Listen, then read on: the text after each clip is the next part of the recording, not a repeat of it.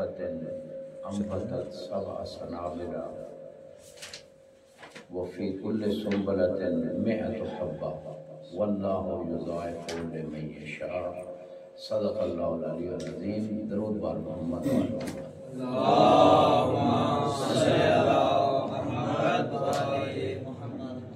عزیزان محترم، آج فن خطابت کا ایک مہم ترین نقطہ، مہم ترین اسلوب جو قرآن نے بھی اپنایا، جو اہل بیت نے بھی اپنایا اور جتنے معتبر مشہور خطباء بھی ہیں ان لوگوں نے بھی یہی اسلوب اپنایا، اور وہ اسلوب کسی کو کوئی بات سمجھانا مثال کے ذریعے سے بات کو واضح کرنا۔ مثال، اس کی بات اگر ہم منطق مظفر میں کریں تو شیخ مظفر رحمۃ اللہ علیہ نے جو تعریف کی قسمیں بیان کی ہیں کہ کسی چیز کو آپ ڈیفائن کرنا چاہتے ہیں، بیان کرنا چاہتے ہیں تو آپ اس کی مختلف صورتیں ہیں۔ کبھی آپ اس کو جنس اور فصل سے بیان کریں گے، کبھی جنس اور خاصہ سے، کبھی فقط خاصہ سے اس کی تعریف کریں گے، تو کبھی اس کی تعریف جو ہوگی وہ حد تام بھی نہیں ہے، حد ناقص بھی نہیں ہے، رسم تام بھی نہیں ہے، رسم ناقص میں وہ آتی ہے، یا رسم اسے کہتے ہیں تعریف بالمثال، کہ مثال کے ذریعے سے آپ کسی چیز کو واضح کریں، کسی چیز کی حقیقت کو بیان کریں۔ تو یہ جو مثال کے ذریعے کسی کو کوئی بات سمجھانا، یہ سب سے آسان طریقہ ہے، کیونکہ مثال وہی دی جاتی ہے جو انسان کے ذہن میں وہ چیز پہلے سے کلیئر ہے، پہلے سے وہ عادی محسوس جو ہماری ڈیلی لائف ہے وہ چیز ہم دیکھتے ہیں، سنتے ہیں، ہمارے تجارب سے وہ چیز گزری ہوتی ہے۔ اس لیے جو ہی آپ کوئی بات سمجھانا چاہ رہے ہیں اور ایک مثال جو پہلے سے مجتمع اور سوسائٹی ان سامعین کے ذہن میں کلیئر ہے وہ بات، اس کے اوپر لا کے اس کو فٹ کریں گے تو جو بات آپ سمجھانا چاہ رہے ہیں بالکل اوضح الواضحات اور سورج کی طرح اور چاند کی طرح روشن اور عیاں ہو جائے۔ یہ ہے طریقہ مثال کا۔ تو یہاں میں نے قرآن کی ایک آیت پڑھی، پوری کتابیں لکھی گئی اس موضوع پہ، اہل سنت نے بھی لکھی، زیادہ انہوں نے لکھی کہ قرآن میں اللہ نے مثالیں دے کے لوگوں کو کیسے سمجھایا، کون کون سی مثالیں دی ہیں، کیسے دی ہے، کس کس مورد پہ دی ہیں۔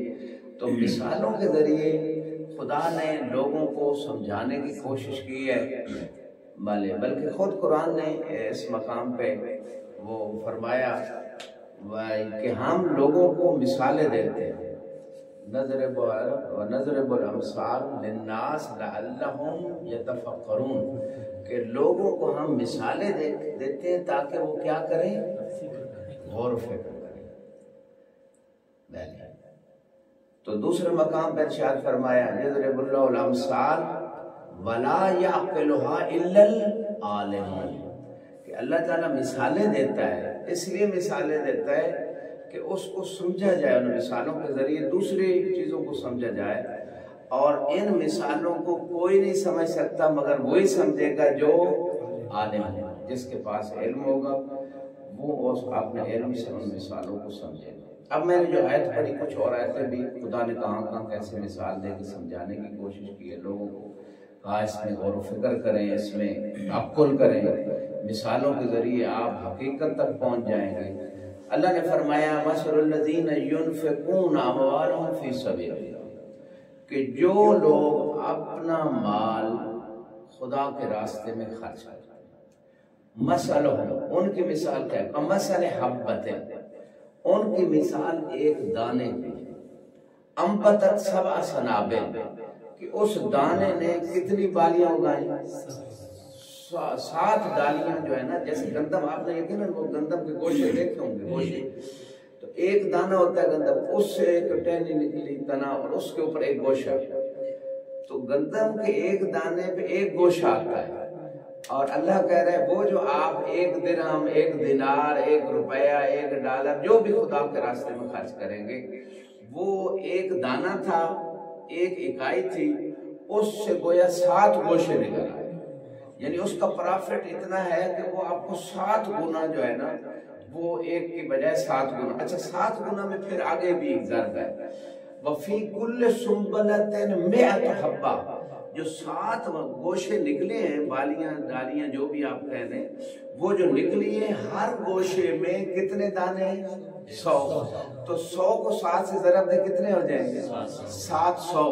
یعنی ایک دانے سے خدا جو ہے نا وہ 700 دانے بھی دیتا ہے. بعض لوگوں کے آج کل گندم بہت زیادہ پیداوار ہو رہی ہے جیسے آپ دیکھتے ہیں، یا اور چیزیں بھی آپ مثال کوئی اور لے لیں، تو وہ 700 دانے پھر اللہ نے کہا فقط 700 پہ نہیں. آپ نے مقولہ سنا ہوگا جو ہے نا، اگر آپ یہاں دیں گے خدا کے لیے، لوگوں کے زبانوں پہ ایک مقولہ مشہور ہے، وہ کہتے ہیں خدا کے لیے دیں گے تو 70 دنیا اور پتہ نہیں آخرت میں کتنے. یہ اس طرح کا ایک مقولہ مشہور ہے. لیکن قرآن کہہ رہا نہیں، ایک دیں گے تو 700 خدا کے راستے میں. اور پھر خدا نے اس پہ روکا نہیں، فرمایا واللہ یضاعف لمن یشاء، کہ 700 تک بات رکی نہیں. آپ 1 روپے خرچ کر رہے ہیں، 1 دینار خرچ کر رہے ہیں، آپ کو 700 دینار 1 لاکھ خرچ کر رہے ہیں، 7 لاکھ کا ثواب. 1000 خرچ کر رہے ہیں، 700,000 یعنی 7 لاکھ بن جائے گا 1000 کے بدلے میں. 1000 پاکستانی انڈین یعنی 7 لاکھ روپے کا آپ کو ثواب خدا دے گا. اور خدا کہہ رہے ہیں، پھر خدا لوگوں کی نیتیں بھی دیکھتا ہے نا کہ نیت کتنی خالص ہے، کتنی للہ ہے. اللہ کہہ رہے ہیں واللہ یضاعف لمن یشاء، اگر زیادہ خلوص ہوا تو ہم اور بھی اجر بڑھا دیں گے. اور اس کی ابرز مثال جو ہے وہ 3 دن روٹیاں دینا ہے. وَيُطْعِمُونَ الطَّعَامَ عَلَىٰ حُبِّهِ مِسْكِينًا وَيَتِيمًا وَأَسِيرًا، کہ وہ روٹیاں حالانکہ خشک روٹیاں دی تھی، جو کی روٹیاں تھی، اور وہ 3 دن دی کہ خدا کو اتنا پسند آیا ان کا دینا کہ قصیدہ بنا دیا اللہ نے پوری سورت قیامت تک کے لیے، سورہ دہر. اور کسی شاعر نے کیا خوب کہا، حل اتا نصر بحق علی، سنی شیعہ کا اتفاق ہے یہ اہل بیت کی شان میں یہ صورت آئی ہے. تو کسی نے کہا کہ کیا کوئی علی کے حق میں نص آئی ہے؟ نص وہ ہوتی ہے جس میں اختلاف نہیں ہوتا، سارے مان رہے ہیں. تو شاعر نے پہلا مصرع پہ یہی لکھا حل اتا نصر بحق علی، جواب میں لکھا حل اتا نصر بحق علی. جو سمجھ گئے میں ان کو سلام کرتا ہوں. پہلا سوال، پہلے مصرے میں سوال تھا کہ علی کے حق میں قرآن میں کوئی نص، کوئی ایسی چیز جس میں سارے مسلمان متفق ہو جائیں کہ یہ علی کے حق میں آئی ہے. یہ سوال تھا. جواب تھا کہ سورہ حل اتا نصر بحق علی، جو حل اتا آئی ہے وہ علی کے حق میں نص ہی تو ہے. ایک درود پڑھے بار محمد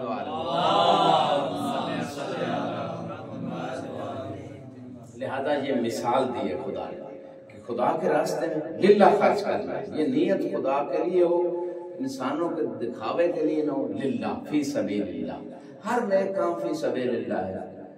واجبات تو تمام اس کو پہلے انجام دینا، اس کے بعد مستحبات ہیں وہ سبیل اللہ. آپ مجلس پہ خرچ کرتے ہیں، آپ کتاب خریدتے ہیں، آپ کتاب چھپواتے ہیں، آپ کوئی بھی نیک کام، مدرسہ بنوا دیتے ہیں، مسجد بنوا دیتے ہیں، امام بارگاہ کسی مومن کی مدد کر دیتے ہیں، کسی محتاج کی سپورٹ کر دیتے ہیں، مریض کا علاج، کوئی بھی یعنی جو کام للہ کیا جائے مومنوں کے لیے، انسانوں کے لیے، وہ سبیل اللہ ہے. اس پہ آپ یہ قرآن کہہ رہے ہیں 1000 خرچ کریں گے تو 7 لاکھ کا ثواب خدا کہہ رہے ہیں. 7 لاکھ کا. اب کچھ لوگ کہتے ہیں کہ بھئی ہمارے پاس تو اتنے پیسے نہیں ہیں لہذا ہم کیسے خرچ کریں، تو امیر لوگوں پہ بس کرنا چاہیے. ایسی بات نہیں ہے. آپ کے پاس ربع دینار ہے نا، ڈیلی ربع دینار، جو الف کا چوتھا حصہ ہے ربع، تو وہ ربع جو ہے وہ 7 لاکھ کو پھر 4 پہ تقسیم کر دیں، وہ بھی تقریباً یعنی ربع دینار 2 لاکھ دینار کا ثواب ہے. 2 لاکھ دینار تھوڑے نہیں. آپ ڈیلی رب قربتاً اللہ، امام کا صدقہ، اپنا صدقہ، بلائیں بھی ٹلیں گی، مصیبتیں بھی ٹلیں گی، رزق میں بھی اضافہ ہوگا، نیکیوں میں بھی اضافہ ہوگا. فقط رب کی عادت بنا لیں، پھر دیکھیں آپ کی صحت بھی بحال رہے گی، آپ کے رزق میں بھی اضافہ ہوگا، آپ کی نیکیاں خود قرآن کہہ رہے آپ رب دیں گے ادھر ثواب 2 لاکھ کا. واللہ یضاعف لمن یشاء، اخلاص، زیادہ اخلاص سے دیا، محبت سے دیا، خدا کی رضا کے لیے زیادہ کوشش سے دیا، تلاش کر کے فقیر کو دیا. تو بلکہ اگر فقیر کو نہیں تو جمع کرتے ہیں، ہفتے بعد، مہینے بعد طالب علم کو دے دیں، اس سے بھی زیادہ ثواب ہے. یعنی رب کا ثواب 2 لاکھ دینار اور اگر زیادہ اخلاص اور محبت اور شوق سے دیا تو خدا کرے میں اور بھی بڑھا دوں، ٹھیک ہے۔ اور یہاں پہ ایک روایت مجھے یاد آ گئی کہ 1 درہم آپ کسی عام فقیر کو دیتے ہیں 10 نیکیوں کا ثواب، 10 درہم کا ثواب ہے۔ آپ کسی مومن کو دے دیتے ہیں تو اس میں زیادہ ثواب کا ذکر ہے۔ لیکن روایت میں اگر آپ کسی محتاج طالب علم کو وہ دے دیتے ہیں، 1 درہم کی بات ہے، تو وہ 1 درہم نہیں رہے گا، وہ 1 درہم 1,00,000 درہم کا ثواب۔ تو اپنے خصوصاً جو طلبہ جن کے مسائل ہیں ان پہ ارد گرد انسان نگاہ رکھے، اور نہج البلاغہ میں بھی فرمان ہے کہ انسان تھوڑا جو ہے نا اس کو تھوڑا سمجھ کے جو ہے نا رد نہ کرے کسی محتاج، وہ تھوڑا بھی ہے دے دو تاکہ تمہارا وہ نام تو لکھ دیا جائے کہ یہ اللہ کے لیے خرچ کرنے والوں میں سے، فی سبیل اللہ خرچ کرنے والوں میں سے۔ تو یہ مختصر سی بات ایک مثال سے اللہ نے کتنا، اب اس پہ پورا پشرا پڑھ سکتے ہیں جو قرآن میں آیتیں ہیں معصوم کے فرمان میں جو فی سبیل اللہ خرچ کرنے کے بارے میں کتنی آیتیں ہیں، لن تنالوا البر حتی تنفقوا مما تحبون، جو خرچ کرتے ہو نا، جب تک جس چیز کو آپ محبوب رکھتے ہو، اور انسان مال کو محبوب رکھتا ہے، جب تک اس محبوب چیز کو خدا کے راستے میں خرچ نہیں کرو گے نیکی تک نہیں پہنچ سکتے۔ نیند بھی محبوب ہوتی ہے، پیسہ بھی محبوب ہوتا ہے، بعض اوقات انسان کا نام اس کو بڑا محبوب ہوتا ہے کہ میری عزت خراب نہ ہو جائے، بعض اوقات دین پہ خرچ کرنے کے لیے آپ کو اپنی عزت بھی قربان کرنا، لوگ آپ کی انسلٹ کر دیں گے، آپ کو پہلے پتہ نہیں تھا لیکن آپ نے نہیں المنکر کیا، امر بالمعروف کیا، لوگوں نے کچھ نے انسلٹ کر دی، تو روایت میں اس بندے کو جو روز قیامت اجر ملے گا خدا کے راستے میں، اس نے جو برداشت کی بےعزتی، لوگوں کی توہین، لوگوں کی اذیتیں، جو روز قیامت اسے اجر ملے گا، کہے گا کاش اگر مجھے پتہ ہوتا تو میں کبھی بھی نہیں المنکر اور امر بالمعروف کو نہ چھوڑتا جو آج اجر مل رہا ہے۔ تو اس مثل الذین ينفقون فی سبیل اللہ کا مثل حبہ، یہ لوگوں کو بھی اس چیز پہ زیادہ توجہ دلائی جائے، لوگ بہت زیادہ بخیل ہیں، اور روایات میں ہے کہ جو واجب مالی جو واجب اس کے ذمہ خمس و زکوٰۃ ہے وہ نہیں دیتا، وہ بخیل ہے۔ بے شک دیگیں پکائے 11ویں شریف کی دیگیں پکائے، بے شک وہ جب ان کے مر جاتے ہیں تو وہ اس کے ختم پہ پتہ نہیں کتنے کتنے کھانے پکاتے ہیں، شادیوں پہ رنگ برنگے کھانے پکاتے ہیں، اور وہاں کا ہوٹلوں میں جی لاکھوں ہمارا نام بن جائے، لیکن وہ خدا کی بارگاہ میں بخیل لکھا گیا ہے، کیونکہ جو اس کے ذمہ واجب تھا نا وہ اس نے ادا نہیں کیا، وہ تو اپنے نام و نبوت کے لیے کر رہے ہیں نا، بڑے بڑے ہوٹلوں میں شادیاں، اور اب تو مرنا بھی آسان نہیں ہو گیا، مرنے سے پہلے بھی جو معاشرے میں حالات ہو چکے ہیں وہ کچھ ارینجمنٹ کر کے جانا پڑتا ہے کہ بھائی لوگ جمع ہوں گے، حالانکہ جس کے گھر موت ہو اس کے گھر کھانا کیا ہے، مکروہ ہے، وہاں نہ کھایا جائے، بلکہ روایت میں مستحب ہے کہ ان کے گھر کھانا بھیجا جائے، نہ کہ ان کے گھر جا اکٹھے ہو جائے آپ یہ پکائیں اور آپ کھائیں۔ تو یہ الٹے رواج بڑھ گئے ہمارے معاشرے میں اسلام سے دور۔ تو یہ مثل جو ہے نا ایک مثال، اسی کو آپ لے لیں اور اس پہ پھر آپ مجالس پڑھیں، توعیہ آواز و نصیحت کریں، اس پہ بہت ساری آیات اور روایات خرچ کرنے کے بارے میں، لہذا خرچ کرنے کی عادت۔ اور یہ ایک بڑی زبردست مثال کسی عالم دین نے دی کہ ایک تاجر دنیا سے جا رہا تھا، اس نے اپنا تمام مال اپنے ایک دوست کو دیا، اس نے کہا بس اتنا آپ نے کرنا ہے، یہ سارا میں اپنا مال آپ کو دے رہا ہوں، آپ نے سال بعد جو پرافٹ ہو یہ سارا مال آپ کی ملکیت ہے، آپ نے میرے بچوں کو صرف سال بعد جو پرافٹ ہو اس کو 5واں حصہ دینا ہے، پرافٹ میں بھی 4 حصے آپ نے رکھنے ہیں، 5واں حصہ میرے بچوں کو پاس دینا۔ اچھا، اب وہ ایک خطیب کوئی عالم تھا، جیسے عرب کوئی عالم، وہ تقریر میں یہ بات سارے مجمع سے کہہ رہا تھا، آپ میں سے بتاؤ اگر وہ بندہ جس نے اپنے دوست کو اتنا مال دے دیا کہ یہ سارا تیرا، اور اس میں سے کماؤ جتنا پرافٹ اس میں بھی 4 حصے تیرے، بس 1 حصہ میرے بچوں کو دینا ہے، سمجھ آپ پہنچ گئے میرے خیال میں۔ تو وہ اگر پھر وہ 1 حصہ بھی اس کے بچوں کو نہ دے ٹھیک ہے، تو وہ اچھا دوست تھا یا برا دوست تھا؟ برا دوست تھا جس نے ایسا سلوک کیا۔ سب مجمع سے اس نے اقرار لیا، سب کہہ رہے ہیں کہ جناب وہ بہت برا آدمی تھا، دیکھو ساری اس کی پراپرٹی بھی لے لی، اور پھر پرافٹ میں بھی سارا اس نے نہیں کہا تھا، 4 حصے کہا تھا کہ بھئی آپ نے لینا ہے، بس 1 حصہ میرے بچوں کو دے دینا، سال بعد وہ بھی روزانہ بھی نہیں۔ تو وہ لوگ سب نے مجمع نے کہا بہت برا انسان تھا، کہ دیکھیں ساری پراپرٹی بھی اس کی لے لی، 4 حصے پرافٹ کے بھی لے لیے، 1 حصہ بھی نہیں اس کے بچوں کو بعد میں دیتا تھا، ظالم انسان تھا، برا انسان تھا۔ اس عالم نے سارے مجمع سے اقرار لے لیا۔ اب کا ہم صاحب سب لوگ یہی کر رہے ہیں کہ جس محمد و آل محمد کے صدقے میں اللہ نے ساری کائنات ہمیں عطا کی، وہ ساری چیزیں ہماری ملکیت جن کے صدقے میں بنی ہیں، اور اس میں سے بھی جو پرافٹ ہوتا ہے وہ بھی ہمیں 4 حصے مل جاتا ہے، پھر بھی ہم 5واں حصہ بھی رسول کی اولاد کو نہ دیں تو ہم بھی اس جیسے ہیں جیسا وہ بندہ تھا۔ لہذا اور اس میں بھی ہمارے لیے فائدہ ہے نا، ثواب ہمارے لیے ہے۔ جب ہم خمس یا زکات دیتے ہیں تو پھر وہ نیکیاں ہمیں ملتی ہیں، اور روایت میں بھی ہے اور آیت میں، خذ من اموالہم صدقہ تطہرہم وتزکیہم، پھر تزکیہ نفس ہمارا، آخرت میں نیکی ہماری، اور رزق میں برکت، روایات میں خمس زکات، رزق میں برکت ہمارے لیے، آخرت اور رزق میں بڑھوتری بھی ہوتی ہے، برکت بھی ہوتی ہے، رزق حلال بھی ہو جاتا ہے، پاک بھی ہو جاتا ہے، بچے بھی نیک، یعنی اتنے خیر کے دروازے ایک بندے نے تھوڑے سے مال کو نہ دے کے بخیل بن کے اپنے اوپر دنیا میں اور اپنی اولاد کے اوپر دنیا میں بھی خیر کے دروازے بند کر لیے، آخرت میں بھی بند۔ ایک درود پڑھے بار محمد، اللہم صلی علی محمد و آل محمد۔ اب یہ بھی دیکھیں اس بندے نے ایک بات سمجھائیے، مثال دے کے بات سمجھائیے، مثال خارج میں حصے کس طرح کے دوست تھے اور اس نے یوں اتنا مال دے دیا، اور یہ اب ویسے خمس کی آپ روایتیں لاتے رہے، وہ آیتیں لاتے رہے، کچھ بندوں کو یہ زکوٰۃ کی وہ جو ہی نہیں لوگ چھوڑے ہیں تو مولوی صاحب کہتے رہتے ہیں، ٹھیک ہے، لیکن جو ہے جو ہی اس نے مثال دی، ٹھیک ہے معصومی صاحب، جو ہی اس نے مثال دی اور خارج میں سب لوگوں نے اس کو مانا کہ واقعی یہ برا آدمی تھا، تو اس نے کہا یہی تو ہم سب کر رہے ہیں جو خمس کے بارے میں اور دوسری چیز۔ درود بھیجے بار محمد صلی اللہ علیہ وسلم۔ یہ ابھی فقط میں نے ایک آیت پہ اجمالاً ابھی بات کی، ٹائم بھی تھوڑا ہوتا ہے، اور چلو کچھ مثال ہے۔ ایک اور مثال ہے سورہ جمعہ کے اندر، بڑی مشہور آیت ہے، مثل الذین حملوا التوراۃ ثم لم یحملوها کمثل الحمار یحمل اسفارا۔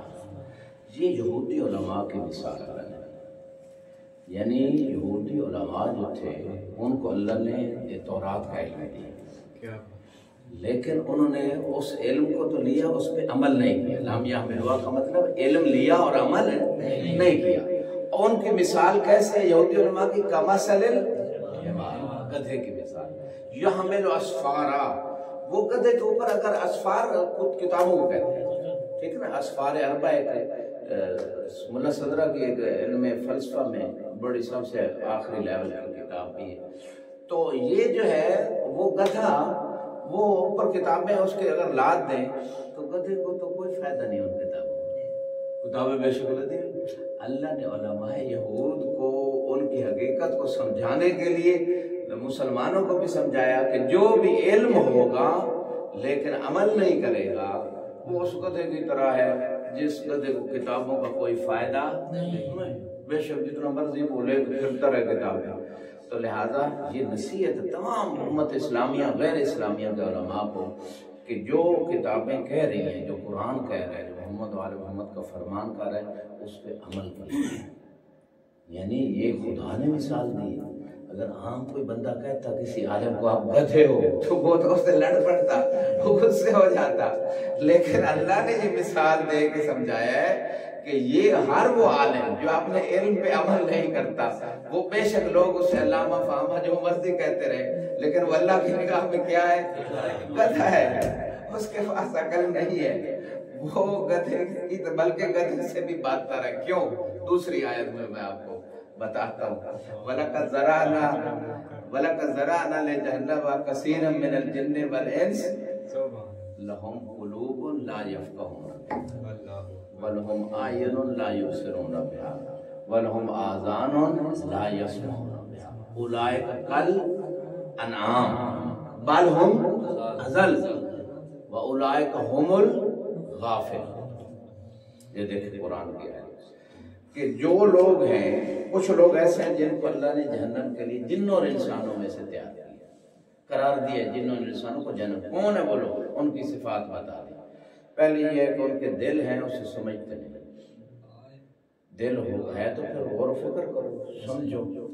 دوسری یہ ان کے اندر خرابی ہے کہ آنکھیں اللہ نے دی ہیں لیکن اس سے بصیرت حاصل دیکھ کے عبرت نہیں لیتے۔ مولا کا ایک فرمان ہے، عبرتیں بہت ہیں، عبرتیں لینے والے کم ہیں۔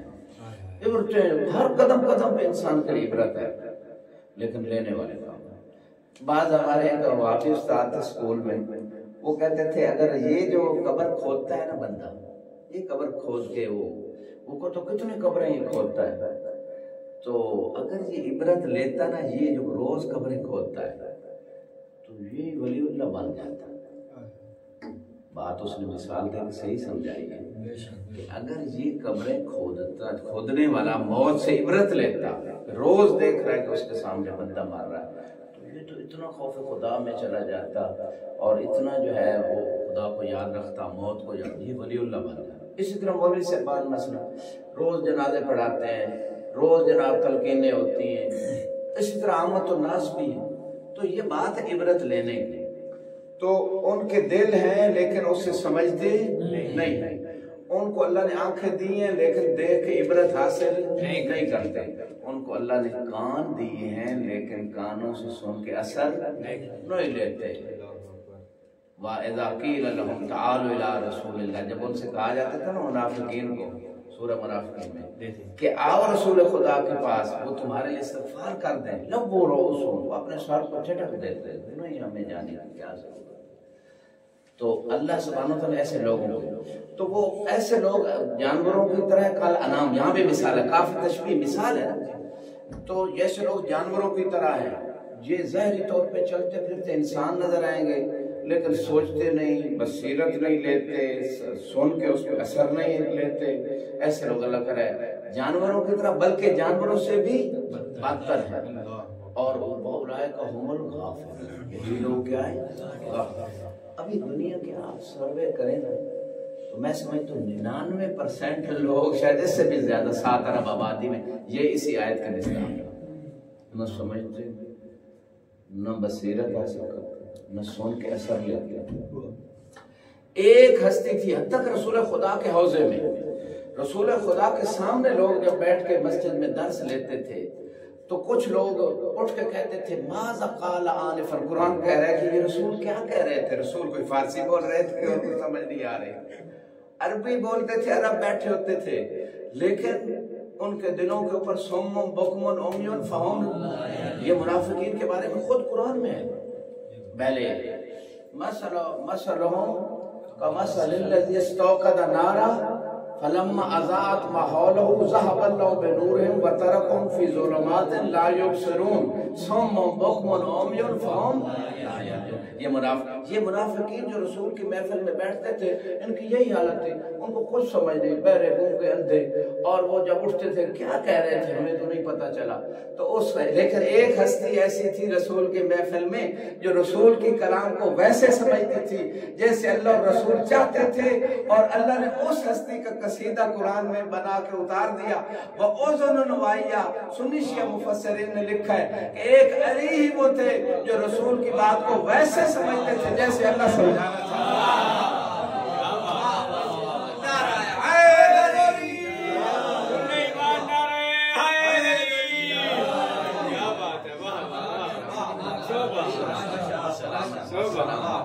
سلامت رہیں، خدا ان ہاتھوں اور زبانوں کو سلامت رکھے۔ لہذا یہاں پہ بات ہو رہی ہے کہ کچھ لوگ ایسے ہیں کہ جو جانوروں جیسے ہیں، جانوروں سے بدتر ہیں۔ اچھا، قرآن میں یہ ایک جگہ فقط یہ بات نہیں ہوئی، ایک اور مقام پہ علامہ علمی کے بیٹے کا واقعہ مشہور ہے کہ وہ واعظ و نصیحت کر رہے تھے اپنے کسی یعنی مومنین کو، تو اچانک وہ بھاگ کے گھر چلے گئے، بلوغ سے پہلے، جو مجدد کا واقعہ نا بہو گئے تھے اور مشہور ہے۔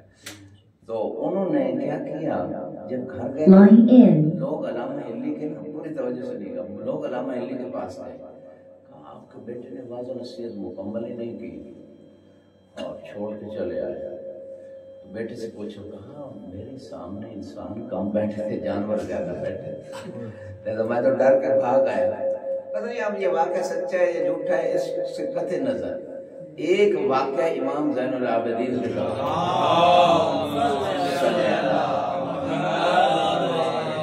مولا کے صحابی نے کہا مولا اس سال بہت زیادہ حاجی آئے ہیں۔ امام نے کہا کثر الضجیج وقل الحجیج، شور کرنے والے زیادہ ہیں، حاجی کم ہیں۔ امام نے اپنے علم امامت سے، نظر امامت سے یہ بات بتائی۔ اس نے کہا مولا مجھے تو بہت نظر آ رہا ہے۔ امام نے اپنے ید مبارک کو نا اس کی آنکھوں کو پھیرا تو وہ کشف له الغطاء، ٹھیک ہے نا، اس کی آنکھوں سے پردے ہٹ گئے تو اس نے دیکھا کوئی کسی حیوان کی شکل میں ہے، کوئی کسی حیوان کی شکل میں ہے، حاجی کم نظر آئے۔ اب اس کو حقیقی چہرہ لوگوں کا سامنے آ گیا۔ تو اس کے بعد مجھے ایک روایت یہاں پہ یاد آتی ہے کہ مولا نے اپنے صحابی کو بھی اصلی حاجی دکھا دی اور جو حیوانی شکل میں تھے وہ بھی دکھا دیے، ظاہری شکل انسانوں جیسی تھی۔ امام فرماتے ہیں لا یقبل الحج الا منکم، اے ہمارے شیعہ مبارک کو، حج فقط آپ ہی کی قبول ہوتی ہے، باقی کوئی طواف کر کے فقط چکر کاٹ رہا ہے، ٹھیک ہے، کوئی تھک رہا ہے، کوئی اپنا سر سجدے میں رکھ کے ٹکرے مار رہا ہے، قبول آپ سے ہی ہوتا ہے۔ اس میں بہت ساری روایات ہیں اور وہ روایت بھی یہاں پہ مجھے یاد آ گئی کہ اگر کوئی بندہ اس کی عمر پورے زمانے کی عمر کے برابر ہو اور ساری زندگی حج کرتا رہے، احد پہاڑ کے برابر سونا خدا کے راستے میں دے اور طواف کرتا اور رکن و مقام کے درمیان وہ مظلومن ظلم کے ساتھ مارا جائے، ثم لم یعلق یا علی ابن ابی طالب، اور اس کے دل میں آپ کی ولایت نہ ہو، خدا اس کے کسی عمل کو قبول نہیں کرے۔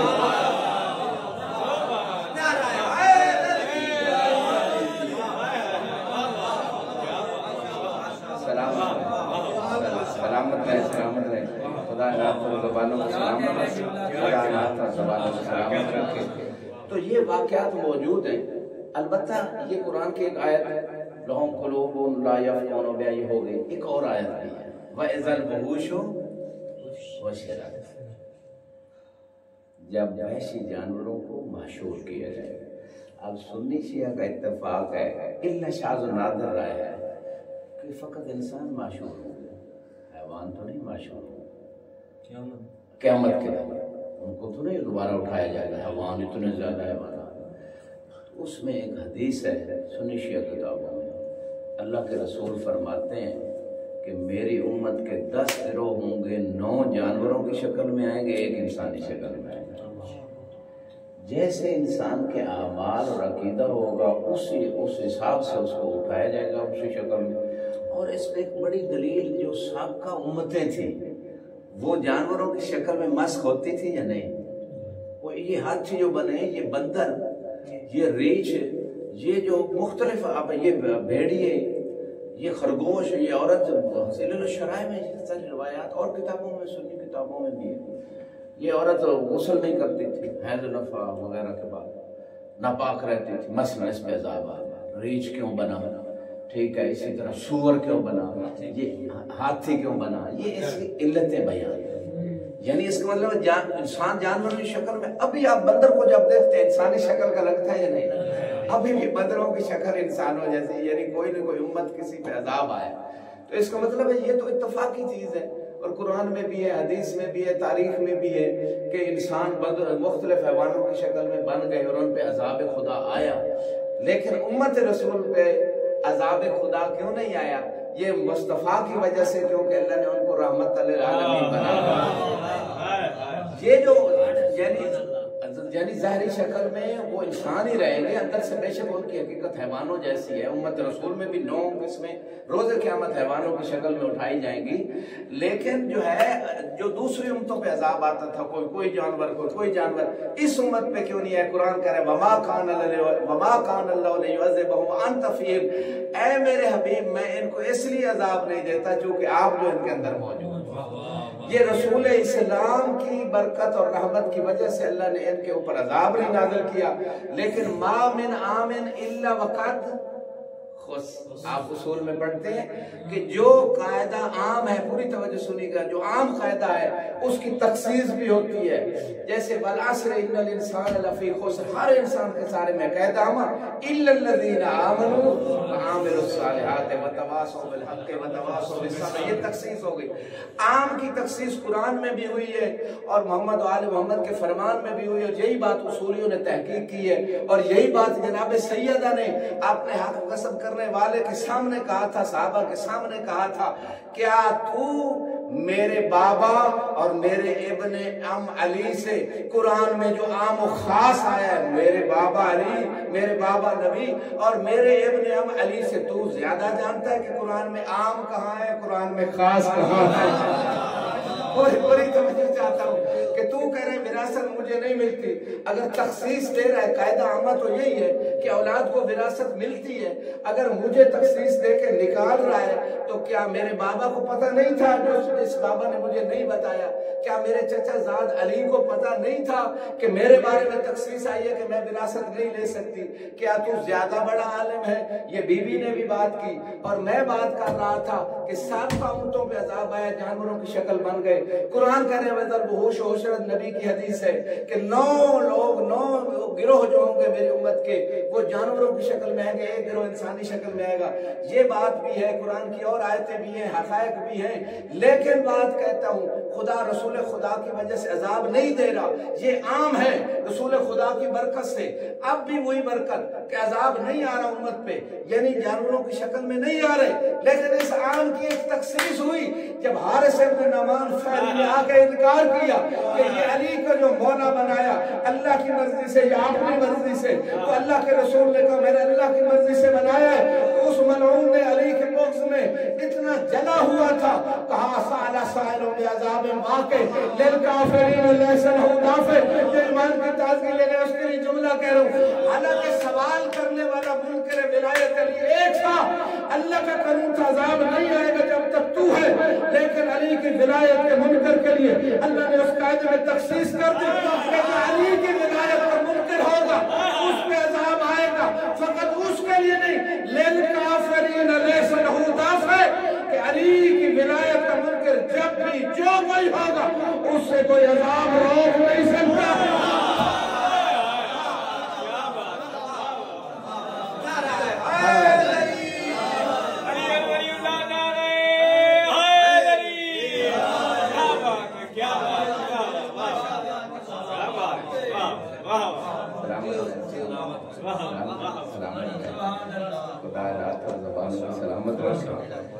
پروردگار سے دعا گو بحق محمد و آل محمد اس قلیل سی عبادت کو اپنے بارگاہ میں قبول و مقبول فرما لے. ہمارے صغیرہ کبیرہ گناہوں سے درگزر فرما لے.